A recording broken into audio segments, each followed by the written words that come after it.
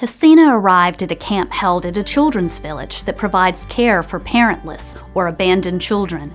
Immediately, the counselors noticed marks on her arms and legs. Her thin wrists and ankles bore the stripes of electrical cording tied tight. Just a few months earlier, her parents had died, and now Hasina was living with relatives. However, rather than caring for her relatives used her for labor, tying her to the bedpost when she wasn't working. At the children's camp, the counselors talked about Hasina's situation and contacted the proper authorities. Rather than returning Hasina to her abusive relatives, she was welcomed into the children's village where she was fed, clothed, educated, and given shelter. Hasina's counselors read to her, sang to her, and showed her affection. All was well. But was it? Hasina didn't seem grateful that the abuse was over. She didn't seem to care that she had food or that she was going to school. She didn't seem to care much about anything. She never smiled, she never laughed, and she seemed almost hollow. And I'm wondering if you can relate to Hasina. Perhaps your story is similar. Your parents died, you experienced physical and emotional abuse, and even when the abuse stopped, you were left feeling like a shell of a person.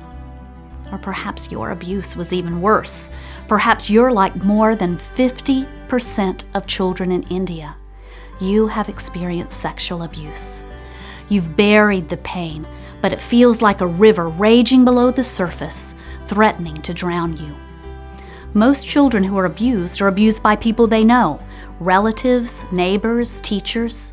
They're ashamed of what has happened, and the abuse continues. One child said, "I feel like garbage, and garbage is all I'll ever be." If you feel like Hasina or this child, I have something to tell you. You are not garbage. You are a human being. You have value, worth, and dignity. And what happened to you was not your fault. Your trauma doesn't have to drown you. There is hope. And the first step toward hope is to tell your story to someone safe. If you don't have a safe person in your life, call the phone number for More Than Bread.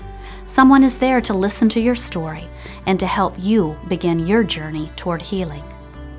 Hasina's been in the children's home for several years now. She's beginning to smile, and she's beginning to tell her story. And as she tells her story, she's beginning to heal, to find hope. What happened to Hasina was not her fault, and it's not your fault either. The river of abuse does not have to drown you. Call More Than Bread and begin crossing over to healing, crossing over to hope.